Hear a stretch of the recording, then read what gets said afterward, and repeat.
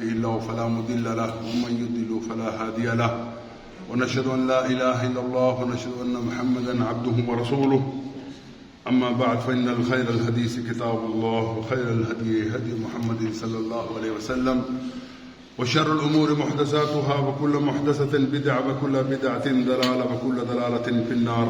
أعوذ بالله من الشيطان الرجيم. قالت الأعراب آمنا قل لم تؤمنوا ولكن قولوا أسلمنا ولما يدخل الإيمان في قلوبكم وإن تطيعوا الله ورسوله لا يلدكم من أعمالكم شيئا إن الله غفور رحيم. إنما المؤمنون الذين آمنوا بالله ورسوله ثم لم يرتابوا وجاهدوا بأموالهم وأنفسهم في سبيل الله أولئك هم الصادقون. رب اشرح لي صدري ويسر لي أمري واحلل عقدة من لساني يفقهوا قولي. اللهم أرنا الحق حقا وارزقنا اتباعه وأرنا الباطل باطلا وارزقنا اجتنابه. آمین یا رب العالمین. حضرات، اللہ سبحانہ و تعالی نے ہر مسلمان بننے کے لیے شرط لازم رکھی ہے کہ اس کے اندر ایمان حقیقی موجود ہو. ایمان حقیقی کا مطلب کیا ہے؟ وہ ایمان جس کی انسان دل سے تصدیق کرتا ہو، وہ ایمان جس کے نتیجے کے اندر انسان کے اعمال درست ہوتے ہوں، وہ ایمان جو ہمیں برائیوں سے روکتا ہو، وہ ایمان جو ہمیں برائیوں کے خلاف حق بات کرنے کی صلاحیت دیتا ہو، قوت دیتا ہو، ہمت دیتا ہو. اور ایمان اگر اس درجے کا نہیں ہے، ہم برائی کو برائی نہیں سمجھتے، اچھائی کی طرف ہم راغب نہیں ہوتے، تو اس کا مطلب واضح طور پہ یہ ہوا کہ ہم اس حقیقی ایمان سے روشناس ابھی نہیں ہوئے. ہمارے پاس وہ قانونی ایمان تو ہے جس کے نتیجے میں ہم اپنی زبان سے اقرار کرتے ہیں کہ اشہد ان لا الہ الا اللہ واشہد ان محمدً عبدہ ورسولہ، کہ میں اللہ تعالیٰ کے حاکمیت کی، اللہ تعالیٰ کی صفات کی، اللہ تعالیٰ کی قدرت کی گواہی دیتا ہوں کہ اللہ سبحانہ و تعالیٰ ایک ہے. اللہ سبحانہ و تعالیٰ دنیا کے اندر تمام چیزوں کو، کائنات کے اندر تمام چیزوں کو پیدا کرنے والا ہے. اللہ ہی تعالیٰ ہمارا رب ہے، یعنی اللہ تعالیٰ صرف ہمارا خالق نہیں ہے، وہ ہمارا رب بھی ہے. مطلب یہ ہوا کہ اس نے ہمیں پیدا کیا اور اس کے بعد زندگی گزارنے کے تمام وسائل بھی ہمیں عطا کیے تاکہ ہم اس دنیا کے اندر اللہ تعالیٰ کی نعمتوں کا شکر ادا کر سکیں. اور اگر یہ بات قانون کی حد تک ہے، اس دنیا کے اندر ہمارے شناختی کارڈ کے اندر اسلام لکھا جائے گا، دنیا کے اندر ہمارے نام عبداللہ عبد الرحمن ہوں گے، لیکن اگر یہ حقیقی ایمان نہیں آیا تو یہ ایمان ہمارے حلق سے نیچے نہیں اترتا. یاد رکھیے، عمل کا دار و مدار ایمان حقیقی اوپر ہے. ایمان حقیقی مضبوط ہوگا، گہرائی تک ہوگا تو ہمارے لیے عمل کرنا آسان ہے. اور اگر ایمان حقیقی موجود نہیں ہے تو ہماری گواہی، ہماری زبان سے اس چیز کا اقرار کرنا کہ اللہ ایک ہے، یہ صرف واجبی جیسا معاملہ ہوگا. دنیا کے اندر اس کا ٹھیک ہے، لیکن آخرت کے اندر جس چیز کے اوپر انسان کے اعمال کا دار و مدار اور تمام حساب کا معاملہ ہوگا وہ ایمان حقیقی ہے. یہی اقرار باللسان ہے اور یہی حقیقت وہ تصدیق بالقلب ہے کہ ہم اللہ کے حکمت کو، اللہ تعالیٰ کی قدرت کو اپنے دل سے آگاہ کرتے ہوئے، دل سے آگاہی کرتے ہوئے ہم اس کو جان لیں کہ واقعی جب تک ہمارے پاس ایمان درست نہیں ہے ہمارا عمل درست نہیں ہو سکتا. اور یہی چیز اللہ سبحانہ و تعالیٰ نے کلام مجید کے اندر ارشاد فرمائی ہے. اللہ تعالیٰ فرماتے ہیں قالت الاعراب آمنا، کہنے لگے یہ اعراب کہ ہم ایمان لائے. ولكن لا قالت الاعراب آمنا قل لم تؤمنوا ولكن قولوا اسلمنا. یہ اعراب کہنے لگے کہ ہم ایمان لائے ہیں، تو اے رسول صلی اللہ علیہ وسلم کہہ دیجئے قل لم تؤمنوا، اللہ کے رسول آپ کہہ دیجئے کہ تم ابھی ایمان نہیں لائے، ولیکن قولوا اسلمنا، ابھی تک تم اسلام لائے ہو. ولما يدخل الايمان في قلوبكم، اور تمہارے ایمان ابھی تمہارے دلوں کے اندر داخل نہیں ہوا. اب اس کے اندر واضح طور پہ ہمارے سامنے دو چیزیں آتی ہیں کہ اسلام اور ہے، ایمان اور ہے. اسلام کا مطلب اپنی زبان سے گواہی دینا ہے، اور ایمان کا مطلب دلوں سے تصدیق کرنا ہے، جس کے نتیجے کے اندر عمل بہتر ہوتے ہیں. اور اس کے بعد فرمایا وَلَمَّا يَدْخُلُ الْإِيمَانُ فِي قُلُوبِكُمْ، اور جب تمہارے دلوں کے اندر ایمان داخل ہوگا، ان تطیعوا اللہ وَرَسُولَهُ، اور تمہارے دل کے اندر، تمہارے عمل کے اندر یہ چیز آئے گی کہ تم اللہ اور اللہ کے رسول کی اطاعت کرو. لا يلدكم من اعمالكم شيئا، تمہارا ایمان جو ہے وہ تمہیں فائدہ پہنچانے والے ہوں گے. ان اللہ غفور رحیم، یقیناً اللہ سبحانہ و تعالی مغفرت کرنے والے ہیں اور رحم کرنے والے ہیں.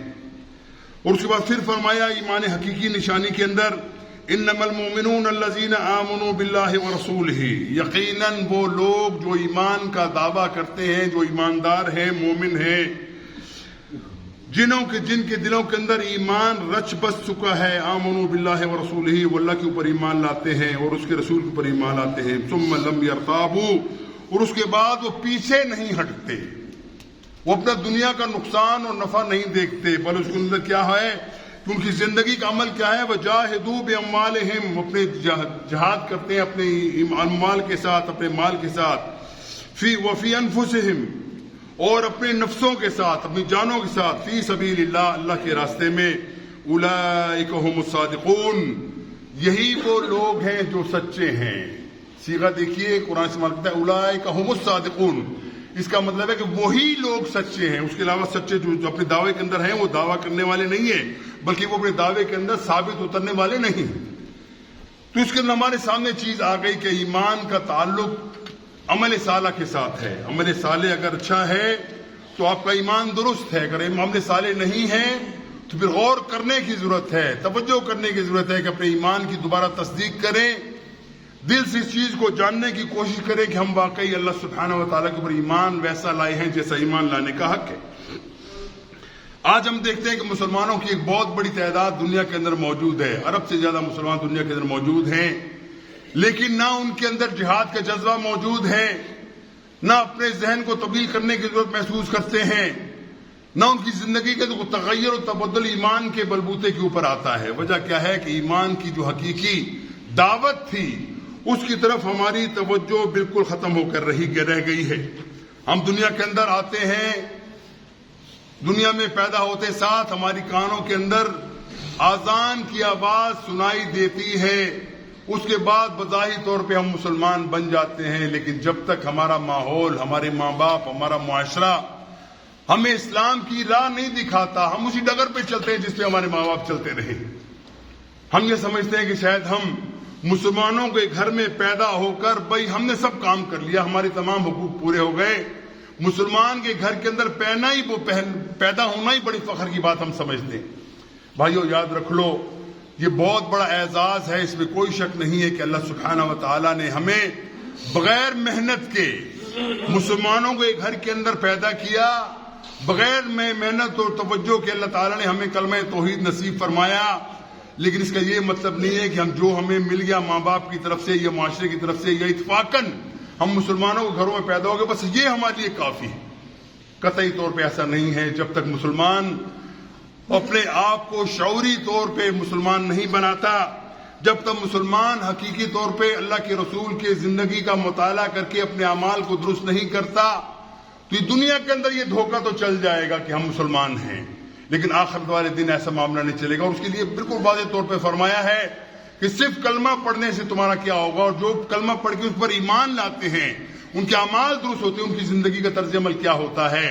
اللہ سبحانہ وتعالی فرماتے ہیں ان الذین قالوا ربنا اللہ، بے شک وہ لوگ جنہوں نے کہا کہ ہمارا رب اللہ ہے، ثم استقاموا، اس کے بعد اس کے اوپر ڈٹ گئے. فرمایا کہ ان الذین قالوا ربنا اللہ ثم استقاموا تتنزل علیہم الملائکہ، ان کے اوپر اللہ تعالیٰ اپنے فرشتوں کا نزول کرتے ہیں، کس لیے؟ تاکہ ان کو پہچانا جائے کہ یہ واقعی یہ اللہ تعالیٰ کے مہمان ہیں. نزل من غفور رحیم، ان کی طرف سے اللہ سبحانہ تعالیٰ کی طرف سے ان کے لیے نزل آتا ہے. نزل وہ کھانا ہے جو جنتیوں کو سب سے پہلے دیا جائے گا. آپ کو معلوم ہے جب دعوتوں میں ہم جاتے ہیں تو سب سے پہلے ہمیں سوپ وغیرہ دیا جاتا ہے تاکہ اس سے ہماری بھوک مزید بڑھے. تو فرمایا یہ نزل کیا ہے؟ یہ پرندوں کے کلیجوں سے کلیجی سے بنا ہوا ایک خاص کھانا ہے جو جنتیوں کو دیا جاتا ہے. یہ پہلی ضیافت ہے اللہ سبحانہ تعالیٰ کی طرف سے. لیکن کس کے لیے؟ ثم استقاموا کی شرط ان کے ساتھ شامل ہے کہ وہ لوگ اللہ کے اوپر ایمان لانے کے بعد اس کے اوپر ڈٹ جائیں، اپنے آپ کو کہیں اور کی طرف لے کے نہ جائیں. تب تو ان کے لیے یہ تمام نعمتیں یقین اللہ تعالیٰ عطا فرمائے گا. اور معاملہ اس کے اگر برعکس ہے کہ ہم نے صرف اس ایمان کے اوپر، قانونی ایمان کے اوپر اپنے آپ کو صرف بچا کے سمجھ لیا کہ ہمارا بس مقصد پورا ہو لیا، ہم مسلمانوں کے دائرے میں آ گئے، تو یہ دھوکہ ختم ہو جائے گا جب آنکھیں بند ہوں گی. آپ یاد رکھو، اگر ہم دیکھیں رسول اللہ صلی اللہ علیہ وسلم کی سیرت کو دیکھیں، ان کے صحابہ کا طرز عمل کو دیکھیں، یہ تمام لوگ کلمہ پڑھنے کے بعد اپنی زندگی یکسر تبدیل پاتے ہیں. ان کی زندگی کا طرز عمل تبدیل ہو جاتا ہے، ان کی ترجیحات تبدیل ہو جاتی ہیں، ان کی تمام زندگی کا معاملہ بدل کے رہ جاتا ہے کہ یہ لوگ واقعی کسی ضابطہ کے پابند ہیں، یہ لوگ کسی ایمان کے دعوے دار ہونے کے ساتھ ساتھ اس کے اوپر عمل پیرا بھی ہیں. یہ تمام چیزیں جو ان کی زندگی میں نظر آتی ہیں اور یہ لوگ چلتی پھرتی تصویر نظر آتے ہیں اسلام کی. بھائیو، ہمارا بھی حال وہی ہے کہ ہم دنیا سے کہتے کچھ ہیں اور ہماری زبان سے کچھ اور نکلتا ہے، جس کے لیے قرآن بڑے واضح طور پہ فرماتا ہے یا ایھا الذین آمنوا لما تقولون ما لا تفعلون، اے ایمان کا دعویٰ کرنے والوں، تم وہ بات کیوں کہتے ہو جس پر عمل نہیں کرتے. اور یہ بات بہت بڑی ہے، جھنجھوڑنے والی ہے مسلمانوں کی. اے مسلمانوں، تو اپنی زبان سے وہ بات کہو جس کے اوپر تم عمل پیرا ہو. کبر مقتا عند اللہ، اللہ کے غصے کو بھڑکا دینے والی یہ بات ہے. ان تقولوا ما لا تفعلون، تم وہ بات کہو، اس چیز کا دعویٰ کرو جس کے اوپر تم عمل پیرا نہیں ہوتے. اور یہ نشانی کس کی بتلائی گئی ہے؟ ان لوگوں کی جو ہمارے جیسے لوگ ہیں، ایمان کا دعویٰ کرتے ہیں لیکن ایمان کو اپنی زندگی کا حصہ نہیں بناتے، اپنے عمل کا زندگی کا حصہ نہیں بناتے، اور ہمارا دعویٰ صرف ہماری حلق سے نیچے نہیں اترتا. اور اسی وجہ سے فرمایا کہ یاد رکھو، ایسے لوگ جو اپنے آپ کو اس نہج پہ لے کے چلتے ہوں کہ دل کے اندر کچھ اور ہو، زبان کے اندر کچھ اور ہو، ان کے بارے میں قرآن کہتا ہے کہ یہ لوگ وہ ہیں جو اللہ کے اوپر ایمان نہیں لائے. اپنے آپ کو دھوکہ تو ضرور دیتے ہیں کہ ہم ایمان لائے ہیں، مگر ایمان لانے کا جو ثواب ہونا چاہیے تھا، جو طریقہ عمل ہونا چاہیے تھا، جس طریقے سے ایمان کے اثرات زندگی کے اوپر نمایاں دکھنے چاہیے تھے، وہ دکھتے نہیں ہیں. اس کا مطلب یہ ہے کہ یہ لوگ اپنے دعوے کے اندر پکے نہیں ہیں. ان کو مزید ضرورت ہے کہ وہ دوبارہ اسلام کو سمجھیں، اس کے اوپر عمل پیرا ہونے کی کوشش کریں، ہمیں اپنے ایمان کی تجدید کریں.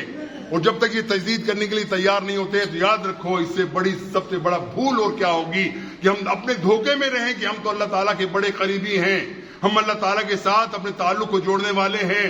چہ جائے کہ حال یہ ہو کہ اللہ تعالیٰ ہمیں تمام ہمارے اعمال کو دھتکار کے ہمارے منہ پہ دے مارے کہ تم لوگ ایسے ہو جنہوں نے اسلام کا نام بدنام کر دیا تھا، تم وہ لوگ ایسے ہو جو اسلام کے راستے کے اندر بہت بڑی دیوار بن کے کھڑے ہو گئے تھے. تمہاری وجہ سے تمام لوگ دیکھتے کہ مسلمان کیا ہے. جب وہ تمہاری کتاب کو دیکھتے ہیں، قرآن کو دیکھتے ہیں، جب وہ اللہ کے رسول کی زندگی کو دیکھتے ہیں، ان کو زندگی کا نقشہ کچھ اور نظر آتا ہے. اور جب ہم مسلمانوں کو دیکھتے ہیں تو ہماری زندگی کا نقشہ قطعی طور پر سب مختلف نظر آتا ہے. ہمیں وہ انسان، وہ مسلمان نظر نہیں آتے جن کے بارے میں اللہ کے رسول فرماتے ہیں کہ یہ وہ لوگ ہیں جنہوں نے اپنا وعدہ سچا کر دکھایا.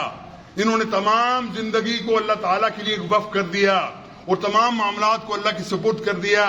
جو اللہ اور اللہ کے رسول کا حکم ان کے سامنے آیا، اس کے لیے ہمیشہ وہ تیار بیٹھے رہے کہ جب ہمیں حکم ملے گا ہمارا سب کچھ اللہ کے دین کے اوپر قربان کرنے کو ہم وقت تیار ہوں گے.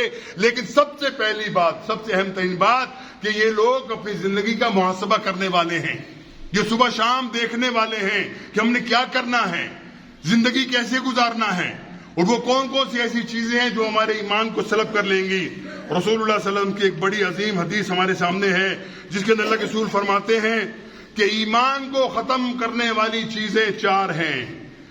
جس نے فرمایا سب سے پہلی بات یہ ہے کہ لا ایمان لمن لا عہد لہ، اس شخص کا کوئی ایمان نہیں ہے جس کا عہد نہیں ہے، جس کا وعدہ و پیمان پورا نہیں ہوتا، جو وعدہ کرتا ہے اور بھول جاتا ہے، اس کا کوئی ایمان نہیں۔ اور حقیقت یہ بھائیو آج کا دیکھ لو، ہم کسی سے وعدہ کرتے ہیں فلاں کام کرنا ہے، دنیاوی ہو یا دینی ہو، لیکن ہم کسی وعدے کے اوپر اپنا پورا کرنے کی کوشش نہیں کرتے، بات کہہ دی اس کو بعد بھلا بیٹھے۔ اللہ کے رسول فرماتے ہیں کہ اس شخص کا ایمان بالکل نہیں ہوتا جو شخص اس نہج پہ چلتا ہو کہ وہ اپنے وعدے کو پورا کرنے کے لیے وہ نہ کرے۔ دوسرا فرمایا، اور یہ حدیث متفق علیہ ہے، مسلم اور بخاری دونوں کتابوں کے اندر یہ حدیث موجود ہے۔ دوسرا فرمایا، لا یزنی الزانی حین یزنی ہوا مؤمن، جب کوئی شخص بدکاری کی حالت میں ہوتا ہے، جب وہ بدکاری کر رہا ہوتا ہے تو اس کا ایمان اس سے نکل جاتا ہے۔ لا یزنی حین یزنی ہوا المؤمن، وہ مومن نہیں رہتا اس وقت۔ تیسرا فرمایا، لا یسرق السارق، نہیں چوری کرتا چور، حین یسرق، جب وہ چوری کر رہا ہے وہ ہوا مومن، وہ مسلمان ہو یا مومن ہو، مومن نہیں رہتا۔ اور چوتھی فرمایا، لا یشرب الخمر من یشربها بها وہ مومن، تم میں سے کوئی شخص جس وقت شراب پیتا ہے، حرام چیز کے اوپر منہ مارتا ہے، جب وہ پی رہا ہو تو اس کا ایمان نہیں ہوتا۔ اس کا مطلب کیا نکلا کہ جب تک وہ اس جنتا چاٹ جرائم کے اندر مبتلا ہوتا ہے، اللہ تعالیٰ ایمان اس سے سلب کر لیتے ہیں، اور اس کے بعد وہ شخص معلق ہو جاتا ہے زمین و آسمان کے درمیان، نہ ایمان کی حالت میں اندر ہے نہ کفر کی حالت کے اندر درمیان میں ہے۔ پھر اللہ سبحانہ تعالیٰ کی رحمت کے قربان جائیے کہ اللہ تعالیٰ نے فرمایا، جب کوئی شخص ایسے 3 یا 4 گناہ کر دے جن کا ذکر کیا گیا، جب تک وہ بندہ اللہ کی طرف رجوع نہ کر جائے، ایمان اس کے جسم میں دوبارہ داخل نہیں ہوتا۔ اور جب اس کا احساس ہو مجھ سے غلطی ہوئی ہے، وہ توبہ کرنے کے لیے تیار ہو جائے، اللہ سبحانہ وتعالیٰ فرماتے ہیں کہ اللہ تعالیٰ دوبارہ ایمان اس کو لوٹا دیتا ہے، بشرطے کہ اس کی توبہ سچی ہو۔ وہ سچی توبہ کرے گا، اللہ تعالیٰ اس کو دوبارہ ایمان اس کے اندر لوٹا دیں گے، اور اگر ایسا نہیں کرے گا تو وہ ایمان سے خالی ہوگا۔ اور اگر خدا نہ خاصہ اسی حالت کے اندر اس کی موت آ جاتی ہے تو اس کی موت حالت اسلام کی موت نہیں ہوگی، وہ کفر کی حالت کی موت ہوگی۔ اللہ تعالیٰ ہمیں سے برے انجام سے بچائے۔ اور دوسرا فرمایا، اللہ سبحانہ تعالیٰ نے فرمایا، وَمَا يُؤْمِنُ أَكْثَرُهُم بِاللَّهِ وَهُم مُشْرِكُونَ، تم میں سے اکثر لوگ ایسے ہیں جو اللہ کے اوپر ایمان لاتے ہیں۔ سمجھ لیجئے یہ بات ہندوؤں کی، سکھوں کی، عیسائیوں، یہودیوں کی نہیں ہو رہی، یہ بات مسلمانوں کی ہو رہی ہے، جو کلمہ پڑھنے والے ہیں، آخری نبی کے اوپر ایمان لانے والے ہیں، آخرت کے دن کے اوپر ایمان لانے والے ہیں، یوم سزا و جزا کے اوپر ایمان لانے والے ہیں، اچھی بری تقدیر کے اوپر ایمان لانے والے ہیں، ان کا ذکر ہے۔ وَمَا يُؤْمِنُ أَكْثَرُهُم، تم میں سے اکثر ایسے ہیں جو ایمان لاتے ہیں باللہ، اللہ کے اوپر، وَهُم مُشْرِكُونَ، وہ شرک کرتے ہیں۔ یعنی ایمان لانے کا بھی ہے، ایمان بھی لائے، ایمان کون سا لائے؟ وہ اقرار باللسان، زبان کے اوپر جو ایمان لایا تھا وہ ایمان ہم لے کر آئے، لیکن اس کے بعد وہ باقاعدہ شرک کرتے ہیں۔ اور یہی بات اللہ سبحانہ تعالیٰ نے فرمائی کہ یاد رکھو، جس وقت تم یہ سمجھتے ہو کہ تم ایماندار ہو تو تمہیں ثابت کرنا ہے کہ واقعی ایمان تمہارے دلوں کے اندر موجود ہے، تم ایمان کے بلبوتے کے اوپر اپنے آپ کو درست کرنے کی صلاحیت رکھتے ہو، اور ہمارا یہی حال ہے۔ ہم جب ایک اور بات میں آپ کو بتا دوں، یہ انتہائی خطرناک موضوع ہے، اس کے اوپر سمجھنا چاہیے کہ ہر مومن کا، ہر مسلمان کی زندگی سے ڈائریکٹ اس کا تعلق ہے۔ ہر مومن کی زندگی کا تعلق اسی اوپر ہے کہ وہ اپنے آپ کو سوچے سمجھے، اپنے آپ کو ٹٹول کر دیکھے کہ کیا واقعی یہ تمام جو خسائل، یہ تمام جو رذائل اللہ سبحانہ تعالیٰ میں دونوں چیزیں ہیں، اچھائیاں برائیاں اللہ سبحانہ تعالیٰ ہمارے سامنے رکھ دی ہیں کہ یہ راستہ درست ہے، یہ راستہ غلط ہے، یہ ایمان کا راستہ ہے، یہ نفاق کا راستہ ہے۔ اگر تم ایمان کے راستے پہ چلو گے، اللہ سبحانہ تعالیٰ تمہیں عطا کرے گا، اور معاملہ اس کے برعکس ہے کہ تم ایمان کو چھوڑ کے کفر کے راستے پہ اختیار چلے جاؤ گے تو اللہ کیا کرے گا؟ تمہیں دنیا کے اندر آزمائش کے لیے ٹائم ضرور دے گا کہ شاید تم لوٹ آؤ، شاید تم دوبارہ اللہ کے راستے کی طرف نکل آؤ۔ اگر اس کا معاملہ ایسا نہیں ہوا تو یقین جانیے کہ وہ زندگی، اس کی شخص کی زندگی انتہائی خسارے کی زندگی ہے، نقصان کی زندگی ہے، اور کسی وقت بھی اس کا اگر بلاوا آ گیا تو وہ خسارہ ہمیشہ ہمیشہ کا خسارہ ہے۔ اور یہ بھی یاد رکھ لیجیے کہ اللہ سبحانہ ایسے لوگوں کے لیے فرمایا کہ یہ لوگ ایمان کے ہوتے ہوئے بھی اگر اس کے اوپر عمل پیرا نہیں ہوتے، ایمان کے منافی کام وہ کرتے ہیں، تو یاد رکھو یہ لوگ خسارے کے اندر 2-4 دن کا خسارہ نہیں، ہمیشہ ہمیشہ کا خسارہ ہے۔ اور اسی کے لیے فرمایا، ان المنافقین فی درک الاسفل من النار ولن تجد له نصیرا، یقیناً جو لوگ منافقین ہیں، جنہوں نے اپنے ایمان کے طرز عمل کو درست طریقے سے صحیح نہیں رکھا، وہ کہاں پہ ہوں گے؟ فرمایا سب سے نیچے جہنم کے گڑھے کے اندر وہ ہوں گے. یاد رکھو جہنم کا سب سے نچلا گڑھا کیا ہے؟ جس کے اندر شدید ترین عذاب ہے. اور اس لیے جہنم کے گڑھے کے اندر مسلمان تو نہیں جائے گا بالکل، لیکن منافق ضرور جائے گا. جو کلمہ پڑھ کے کلمے کی تکذیب کرتا ہے، جو اپنی زندگی کا طرز عمل اللہ کے رسول کے مطابق نہیں بناتا، وہ یقیناً جائے گا. اور یاد رکھو کافر بھی جہنم کے اس گڑھے کے اندر نہیں ڈالے جائیں گے. وہی ڈالے جائیں گے جو اپنے آپ کو مسلمان کہتے تھے اور اسلام کے خلاف چلتے تھے. اللہ تعالیٰ ان کو اس میں ڈالے گا کہ یہ لوگ منافق ہیں، ان کے دل میں کچھ ہے، ان کی زبان پہ کچھ ہے، عمل میں کچھ ہے، ان کے عمل کے اندر جو ہونا چاہیے تھا اس سے وہ قطعی طور پہ دور ہیں، اور وہ کبھی اپنے آپ کو سدھارنے کی کوشش بھی نہیں کرتے. تو یہ وہ لوگ ہیں جو ان کو اللہ سبحانہ دنیا کے اندر بار بار آگاہ کرتا ہے کہ یاد رکھو، بچ جاؤ ان چیزوں سے. اور اللہ کے رسول نے فرمایا، یہ بھی حدیث متفقن حدیث ہے، کہ منافق جو ہوتا ہے اس کی نشانیاں بھی سمجھ لیجئے. یہ اس لیے کہ تاکہ ہم پہچان پائیں اپنے آپ کو. سب سے پہلے اپنے دل کو ٹٹول کے دیکھیں کہ ہمارے دل کے اندر جو یہ خدا نہ خواستہ یہ نشانیاں آتی ہیں تو ہم سوچ کر رکھیں کہ ہمارا انجام کیا ہونے والا ہے. اللہ کے رسول فرماتے ہیں اس کے اندر وہ بتایا ایسے منافق جن کی دنیا کے اندر نشانی بتلا دی گئی، فَإِذَا حَدَثَ كَذَبَ، جو شخص جب بھی جھوٹ بولے، جب بھی بولے گا، جب بھی زبان سے الفاظ نکلے گا وہ جھوٹ بولے گا. یہ منافق کی پہلی نشانی کہ جب بولے گا جھوٹ بولے گا. جھوٹ بولنے سے کبھی اس کو احساس نہیں ہوا کہ میں غلطی کر رہا ہوں، ہچکچائے گا نہیں، وہ نہیں سمجھے گا مجھ سے بڑی غلطی ہو رہی ہے میں جھوٹ بول رہا ہوں، بولتا چلا جائے گا. فرمایا یہ اس شخص کے نفاق کی پہلی نشانی ہے کہ وہ جو جھوٹ بولتا ہے وہ سمجھتا ہے کہ میں کوئی معمولی سی بات سمجھ کے اسے ہٹاتا ہے. اور جبکہ فرمایا جھوٹ ایسی بیماری ہے جو تمام بیماریوں کی جڑ ہے. تمام بیماریوں کی جڑ کیا ہے؟ وہ جھوٹ ہے. جب آپ جھوٹ بولتے ہیں سب سے پہلے ایمان کی تکذیب کرتے ہیں. جب جھوٹ بولتے ہیں سب سے پہلے تمام ان حقائق کو جو دنیا کے اندر موجود ہیں اور جو حقائق آخرت کے اندر آنے والے ہیں سب کا آپ انکار کر دیتے ہیں. اس کا مطلب ہے کہ یہ بہت بڑا گناہ ہے، بچ جاؤ اس سے. اور دوسرا فرمایا تو من خانہ، دوسری نشانی کیا بتلائی اس نفاق میں رہنے والے لوگوں کی؟ دوسری نشانی کیا بتائی؟ فتو من خانہ، جب اس کے پاس آپ امانت رکھیں اس کے اندر وہ خیانت کرتا ہے، امانت کا حق ادا نہیں کرتا. یاد رکھو ہم امانت کو سمجھتے ہیں کہ صرف وہ پیسہ مال یا کسی کے پاس کوئی چیز رکھتی وہ امانت ہے. نہیں بھائیو، ایسی بات نہیں.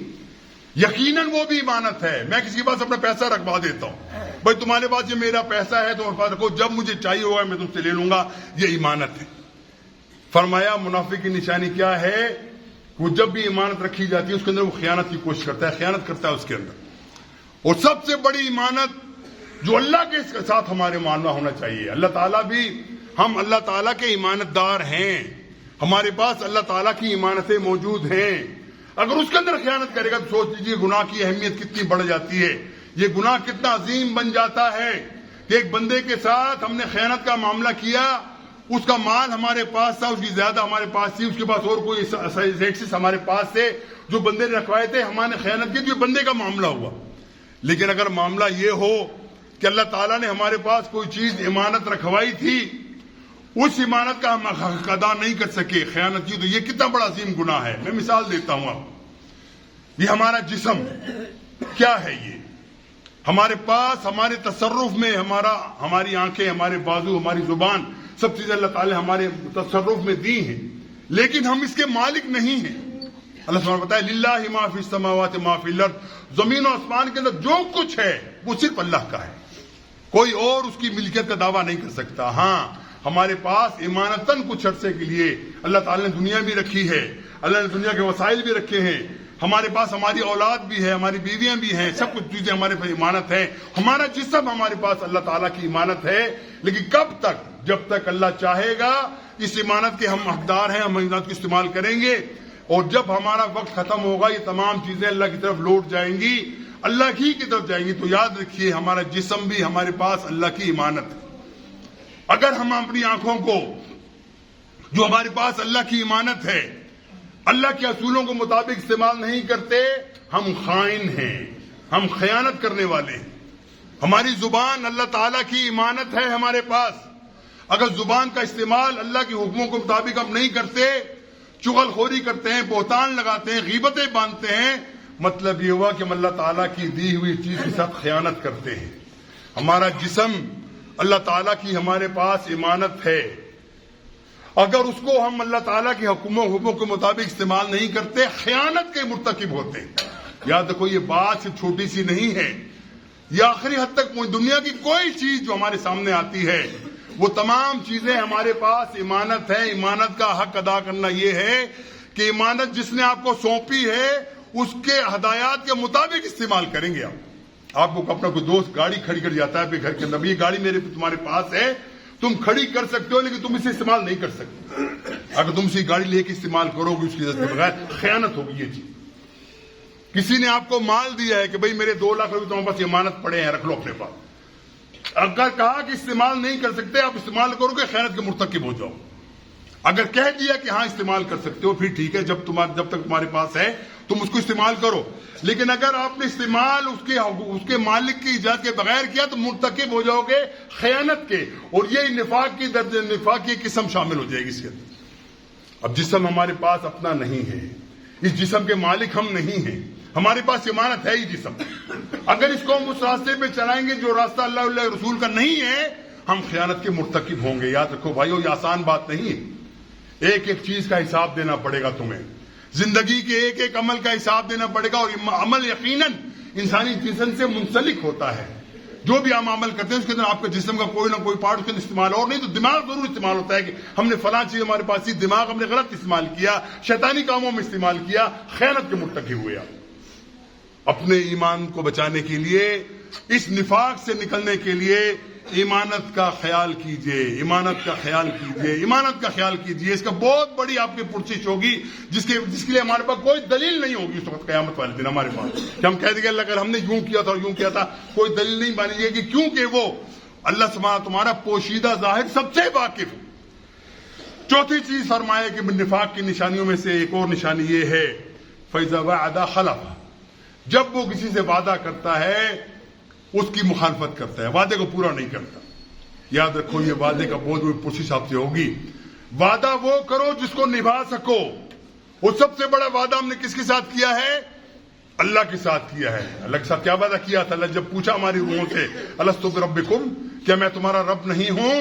تو تمام لوگوں نے، ہماری ارواح نے یہ کہا کہ ہاں رب، تو ہمارا رب ہے، تو ہمارا مالک ہے، تو ہمارا خالق ہے، تو ہمارا معبود ہے، ہم تیرے ماننے والے ہیں، ہم تیرے عبود ہیں، ہم تیرے عباد ہیں، تیری غلام ہیں، تیری بات